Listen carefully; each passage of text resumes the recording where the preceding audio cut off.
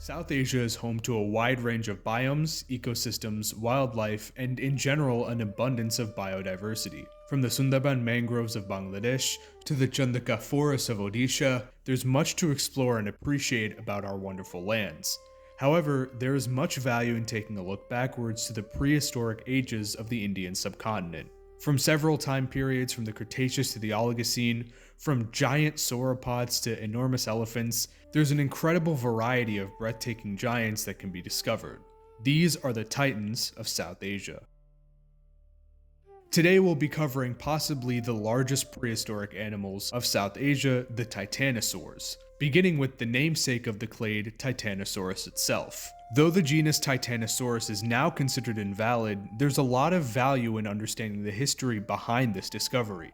Minuscule in the timeline of natural history, we journey back almost 200 years to 1828, where the remains of what would later be known of Titanosaurus were discovered in Bada Simla Hill by, at the time, Captain William Henry Sleeman.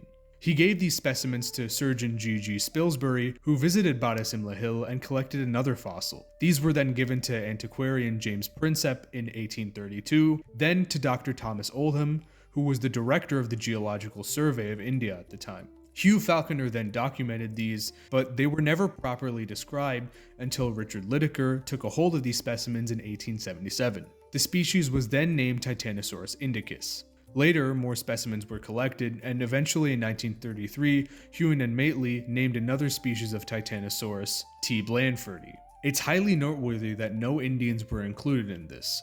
Despite the discovery, it was still a process steeped in colonialism with no involvement of our people. The only species of Titanosaurus which was actually named by Indians was T. rahiolensis, named by Mathur and Srivastava in 1987. That being said, it is now believed that Titanosaurus as a genus is now invalid, with the remains being either attributed to other sauropods or named as too indeterminate to attribute to anything.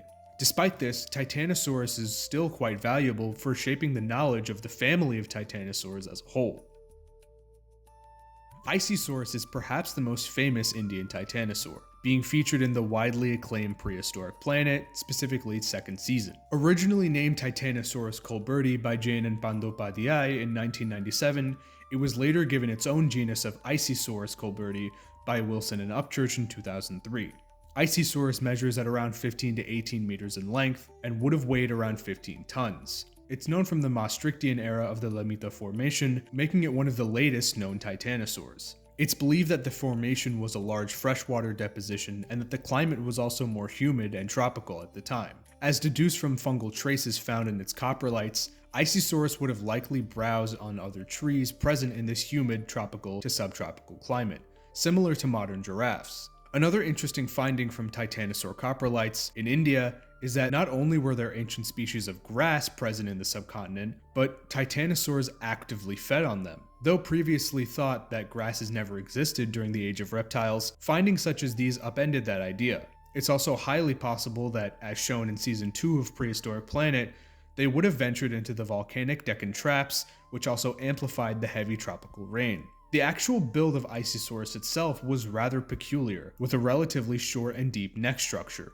Though the hind limbs are not well known, it's believed that the shoulder and front limbs of Isisaurus were placed much higher than the back pair, making it almost gorilla-like in posture according to some reconstructions, including mine.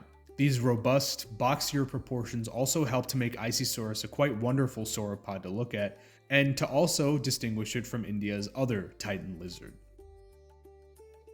Much less is known of Jainosaurus, which is a common theme.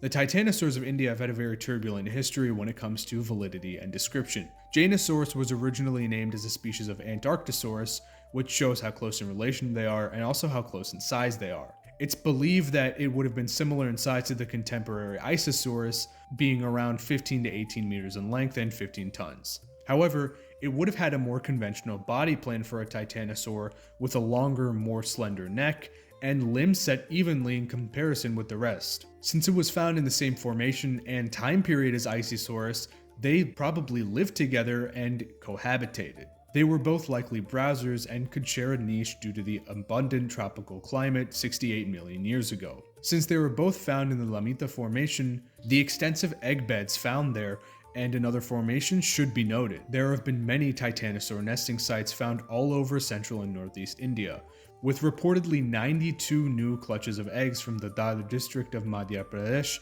in 2023 alone. Eggs have been found all over the Lamita Formation, from the freshwater deposits to even the Deccan volcanic traps, which is the primary inspiration behind the Prehistoric Planet episode. The late Cretaceous formations of India are rich with titanosaur egg formations, also highly suggesting that they were quite successful in their environment. These vast fields of titan families would have been truly incredible to come across in their time. The landscapes marked with vast belts of volcanic wastelands surrounded by lush tropical freshwater forests. The Titanosaurs of India have had quite a turbulent history academically, their origins being rooted in colonialism. Though still fragmentary, we've been able to piece together the lives and appearances of these beautiful animals which inhabited our land so many years ago.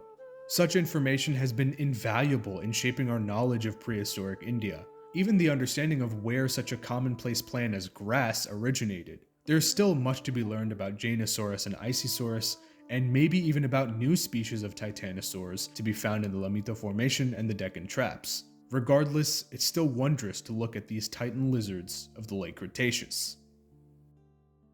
Hey everyone, thanks for watching that video. I know it's 2 days late, but I really did want to get it out in time for Diwali.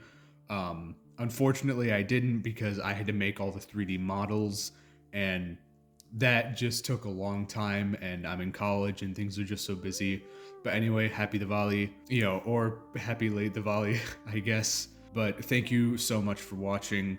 I really hope that this is what you guys like and that I can help grow the channel by doing this because I am really passionate about this. I wanted to start incorporating my heritage and, real world history into dinosaurs and all the stuff that I usually talk about. And I thought that this was the perfect way to do it, especially since so many animals from the Indian subcontinent are underrepresented. So thank you so much. Hopefully I'll see you again for the next episode. And yeah, thank you. Happy late Diwali again.